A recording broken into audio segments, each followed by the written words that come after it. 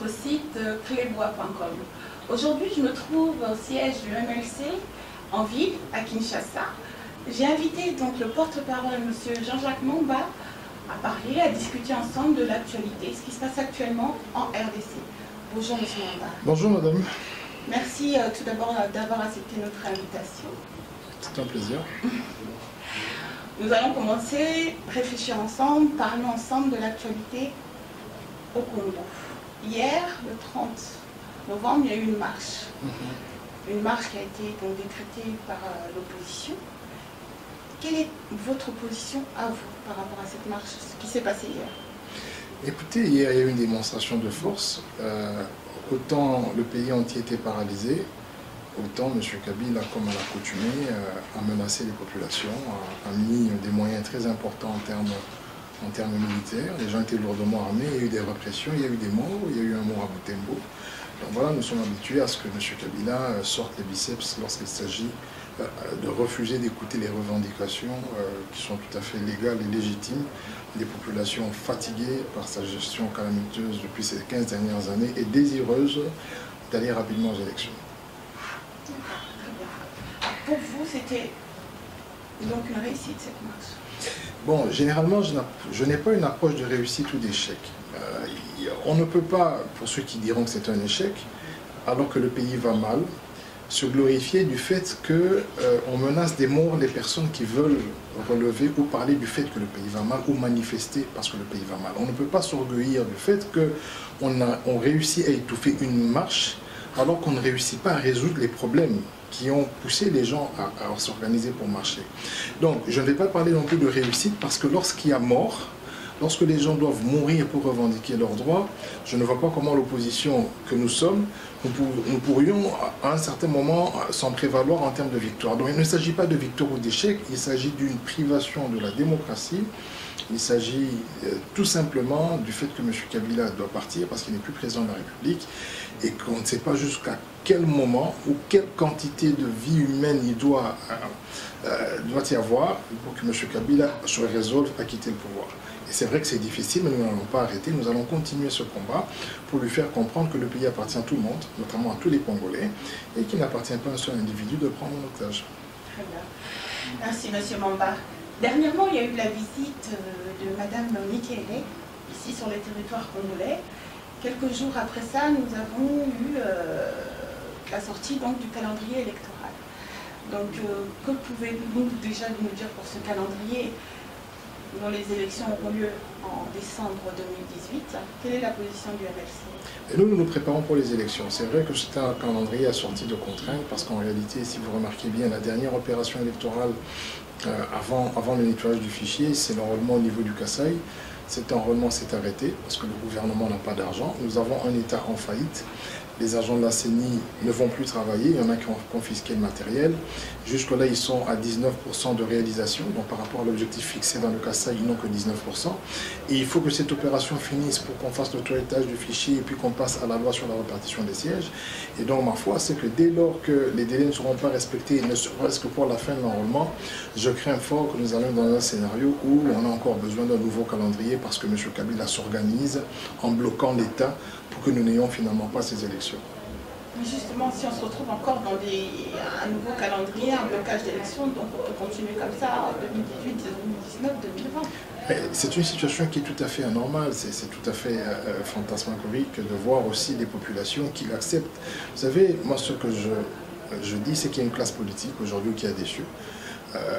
Je suis assez objectif lorsque je parle de la classe politique parce qu'il y a l'opposition et la majorité. Donc je ne suis pas en train de dire ici que les opposants sont les meilleurs. Je dis qu'il y a beaucoup d'opposants ou beaucoup de stratégies de l'opposition qui ont déçu. Mais il y a aussi une grosse part de responsabilité dans le chef de la population. Parce qu'en réalité, lorsque les populations constatent que la classe politique déçoit ou n'est pas à la hauteur des attentes, ce sont les populations qui réagissent. Et c'est ce que nous avions vu lors des printemps arabes. Nous avons vu ça aussi à Ouagadougou, avec le départ de M. Blaise Compaoré. Mais ici, vous avez quand même des populations qui sont meurtries, qui sont intimidées parce qu'il y a effectivement eu, comme on a vu en 2015, beaucoup de morts, parce que M. Kabila ne se fatigue pas de tuer, il ne s'en émeut pas. Pour lui, la vie humaine n'a pas de prix. Et donc, je pense que c'est dans cet esprit de crainte et de peur que se révèle l'inefficacité des actions que nous menons. Parce que nous lançons des mots d'ordre, mais il faut que nous soyons accompagnés par la population. Et vous conviendrez avec moi que nous n'irons pas dans chaque foyer, chaque maison pour sortir les gens de force. Donc nous disons ce qu'il y a à faire. Nous donnons l'exemple parce que nous sortons, nous marchons, des fois on est empêchés. Mais je pense qu'avec une ville de 13 millions d'habitants, si la population nous suivait, indépendamment des déceptions qu'elle a connues, on pourrait avoir un meilleur résultat afin de contraindre M. Kabila de déposer le pouvoir.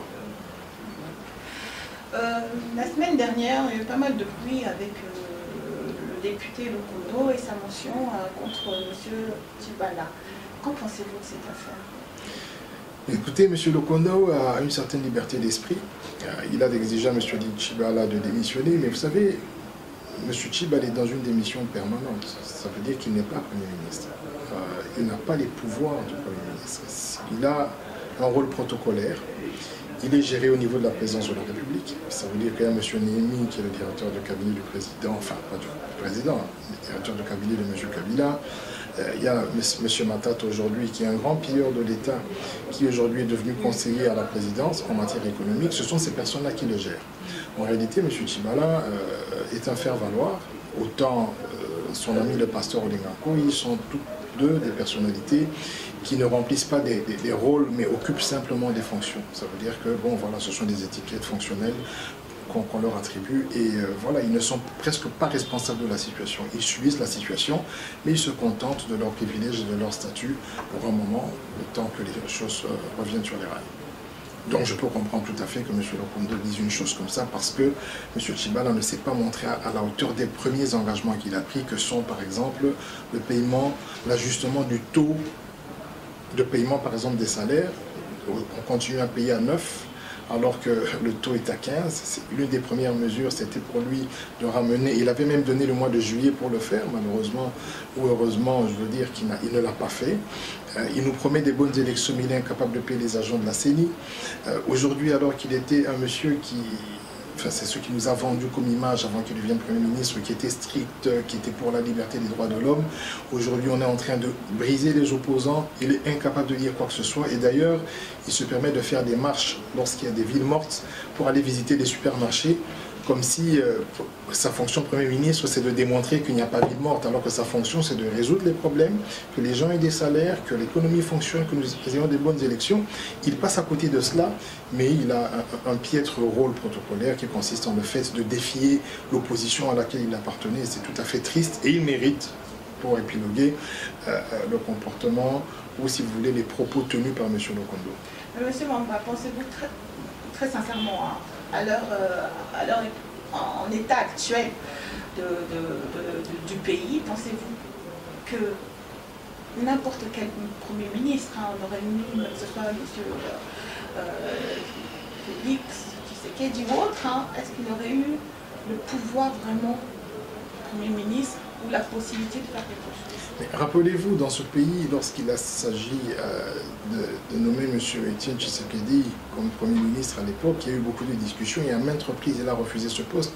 Ça veut dire que dans les conditions actuelles où M. Kabila a commis un crime contre l'humanité congolaise, c'est-à-dire qu'il a tué les Congolais, il les a tués par balle, il les a tués dans les hôpitaux parce que nous n'avons pas d'hôpitaux, pas de capacité de payer les soins, il les a tués dans les écoles parce qu'il n'y a pas d'école, les parents ne sont pas capables de scolariser les enfants. Donc il a commis un grand crime, il est auteur de crime et il doit effectivement être présenté devant des juridictions peut-être internationales pour tout ce qu'il a commis dans ce pays. Ce n'est pas en ce moment-là que vous allez accepter la responsabilité de Premier ministre en fermant les yeux ou dans un contexte de trahison.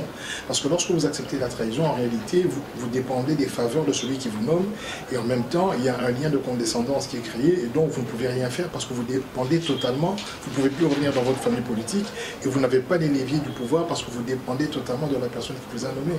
Donc M. Tshibala a accepté ce poste dans un contexte de trahison et je pense que s'il y avait un Premier ministre, entre guillemets, qui n'était pas choisi dans ce contexte-là, il y aurait un rapport de force et il y aurait aussi beaucoup plus de responsabilité dans le chef du Premier ministre par rapport aux engagements qui pouvaient être pris. Aujourd'hui, il n'a pris aucun engagement parce qu'il n'en est pas capable, il se limite au verbe, au protocole et ça continuera.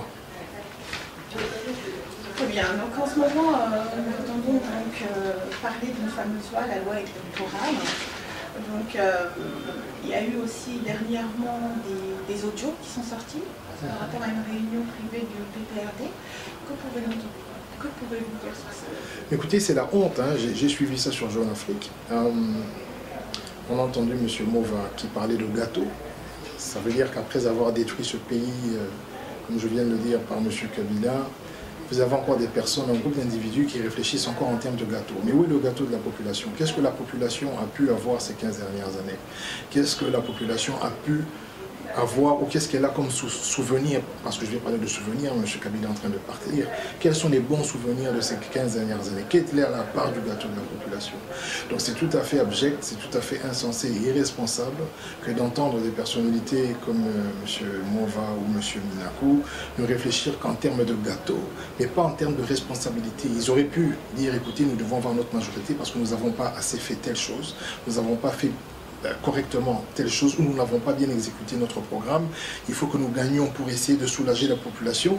Mais non, là vous avez des gens qui ne vous parlent que du gâteau en termes de partage de postes ministériels, alors qu'en réalité ils ont ce gâteau depuis 15 ans, mais ils se sont servis du Congo, en commençant par M. Kabila, pour s'enrichir. Dans l'affaire des passeports, des Panama Papers nous indique très bien que ce groupe d'individus n'ont que comme vocation, comme envie de s'enrichir le maximum au détriment de la population, et c'est tout à fait triste. Donc pour revenir à la loi électorale, ils ont établi un seuil de 3%. Rappelez-vous que la majorité a toujours des manœuvres à l'approche des élections. En 2011, ils sont passés de 2 tours à 1 tour parce qu'ils savaient que M. Kabila n'allait jamais gagner une élection à 2 tours. Il avait perdu avec M. Bemba en 2006. En 2011, il allait la perdre avec M. Tshisekedi.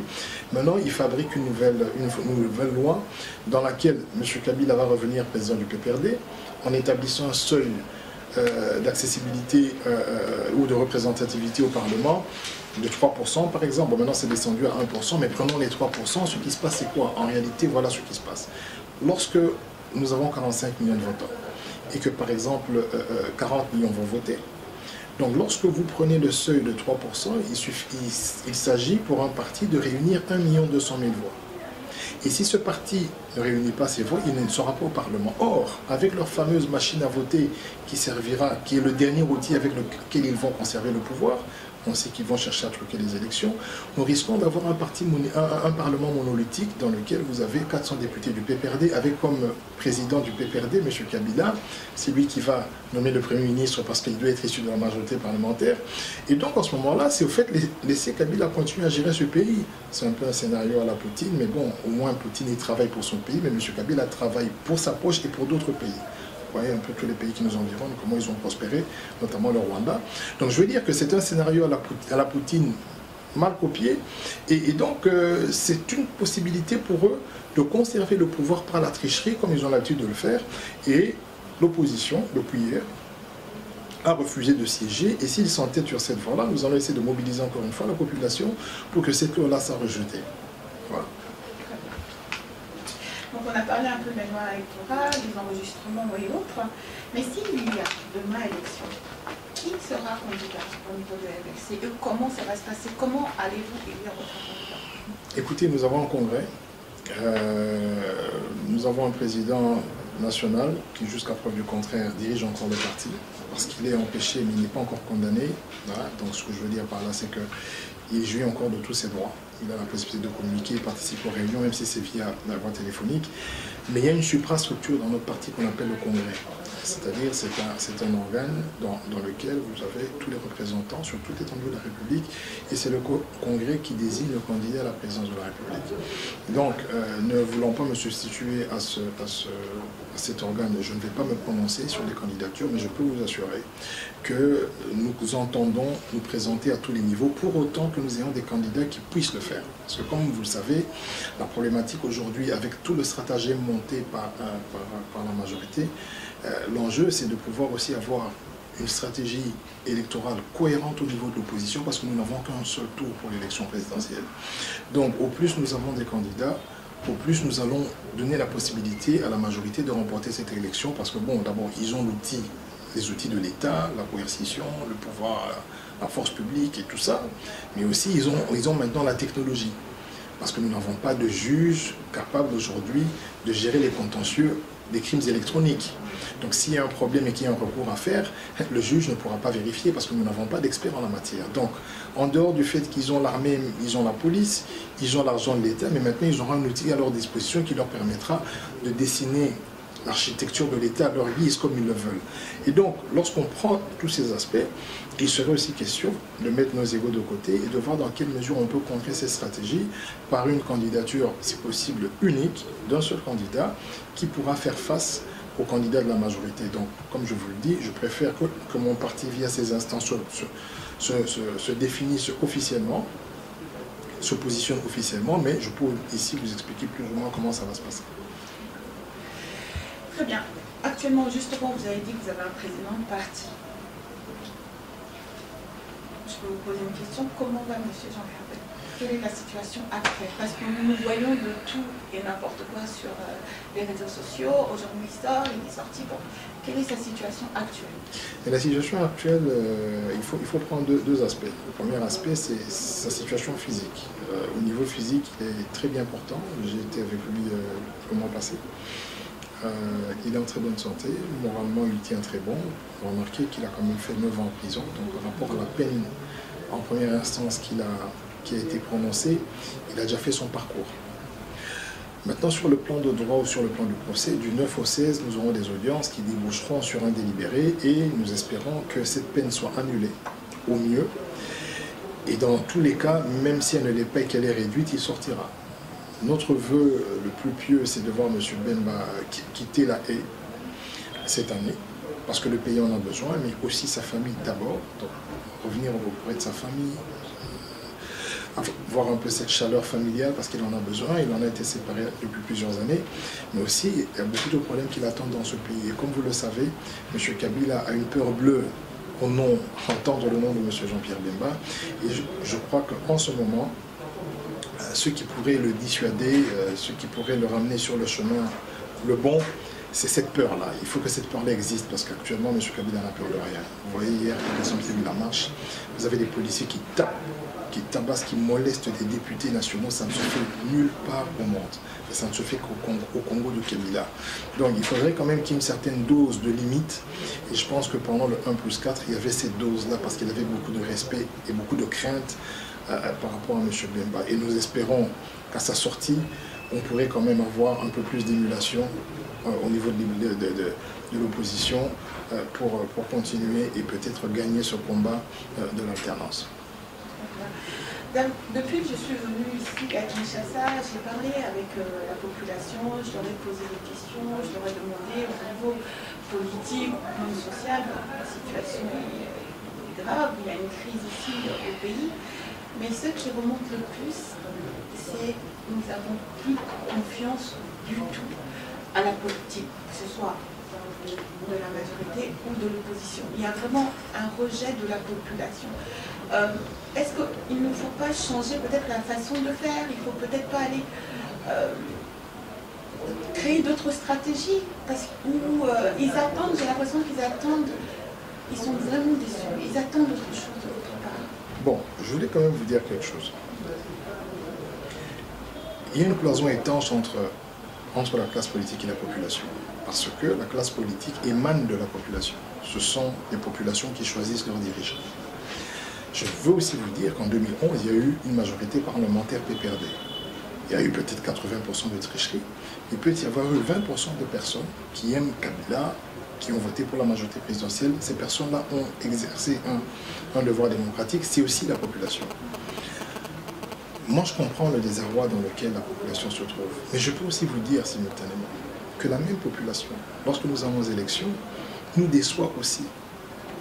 Parce que c'est la même population qui se plaint, qui, lorsqu'il y a des élections, accepte de prendre un t-shirt, accepte de prendre 2000 francs et donner sa voix aux mêmes personnes qui torpillent, aux mêmes personnes qui pillent ce pays. C'est cette même population qui, lorsque la majorité, l'opposition programme une marche, vous avez une grosse partie de la population qui va au PPRD, qui programme aussi une marche et qui mettent des polos. Et j'ai même vu qu'ils chantent aujourd'hui, qui transforment des cantiques chrétiens pour demander à Dieu que Kabila reste le plus longtemps possible. C'est aussi la population congolaise. Donc je pense que la responsabilité est partagée. Il faudrait qu'à un certain moment, nous nous dépassions. la classe politique n'est pas l'exemple. En tout cas, nous avons des politiciens piètres, une classe politique des plus médiocres, je vous l'accorde. Mais notre population, de laquelle émane cette classe politique, a des efforts à fournir en termes de crédibilité, en termes de sacrifice personnel. Dès lors que nous allons atteindre le niveau où une personne n'accepte pas de voter parce que, un, tenant compte des considérations tribales, ou deux, tenant compte du fait qu'elle reçoit un pôle, qu'elle reçoit 1000 francs, 2000 francs, lorsque nous allons atteindre cette maturité, nous n'aurons plus la possibilité d'avoir une classe politique médiocre. Lorsque vous avez une classe politique médiocre dans un pays, vous avez aussi une population de laquelle elle émane qui a presque le même niveau. Donc nous devons demander à nos populations de faire des meilleurs choix. Nous devons demander à nos populations d'avoir aussi de l'éthique et d'avoir un peu, si vous voulez, un peu de sagesse lorsqu'elles exercent leur droit légitime qui est celui de voter. Et malheureusement, vous allez aussi constater que ce n'est pas toujours le cas. Donc, la responsabilité est partagée, mais nous avons un besoin pressant de voir des dirigeants ou une classe politique un peu plus responsable, mais la population doit y participer vraiment avec la meilleure énergie pour que cela puisse arriver. Très bien, merci pour votre réponse. Je vais en finir avec une, Monsieur Lomba. Le MLC, on entend, est toujours un peu, quelquefois vous avez des accords, vous êtes un peu à l'écart. Pas, vous êtes dans l'opposition, mais quelquefois vous prenez un peu en contrepartie l'opposition par rapport à certaines décisions que vous avez prises. Où êtes-vous vraiment? Bon, déjà, depuis que le parti MLC existe, il y a eu plus de 100 décisions, peut-être 1000 décisions prises. Il faudrait peut-être que vous me disiez de quelles décisions il s'agit pour que je puisse la commenter. Deux, trois, les accords qui ont été signés. Bon. Les arrangements particuliers. Voilà. Au fait, pour les arrangements particuliers, c'est plus ou moins simple. Nous avons un parti démocratique. Moi qui vous parle, je n'étais pas d'accord. Le président national sait que je n'étais pas d'accord, mais lui, il est démocrate. Ça veut dire qu'il a laissé la décision au parti. Il y a eu un vote qui s'est fait, dans lequel il y avait deux positions à soutenir. La première, c'est de dire, comme Nanga ou M. Nanga est en train de dire qu'il n'arrive pas à avancer parce que les accords ou les arrangements particuliers ne sont pas signés, au plus tard nous allons les signer, au plus tard nous allons lui donner le prétexte de prolonger son processus électoral. Donc signons-les pour vider cette question et aller aux élections. Et une autre partie de dire, vous savez que M. Kabila ne respecte pas les engagements, donc même si nous signons, il reviendra là-dessus comme il est revenu excusez-moi, lors des concertations nationales. Donc les deux partis dans le parti que nous avons se sont opposés, il y a eu des arguments, il y a eu un vote majoritaire qui s'est dégagé, et nous qui n'étions pas d'accord, on s'est plié au vote, comme dans n'importe quel parti. Donc c'est une décision qui est prise au niveau collégial, ce n'est pas quelque chose qui est venu, comme de manière caricaturale, on dit que c'est M. Bemba qui a appelé, rien à voir. Il avait son avis, j'avais le mien, Mme Bazaïba, notre secrétaire général, avait le sien. Nous avons tous discuté et puis on est passé au vote et ceux qui étaient majoritaires l'ont emporté. Donc nous qui n'étions pas d'accord, y compris Mme F. Bazaïba, nous sommes pliés à la décision du parti. Bon, maintenant, c'est tout à fait discutable. Aujourd'hui, nous sommes à l'étape où nous attendons un calendrier, enfin nous avons un calendrier et nous devons aller aux élections.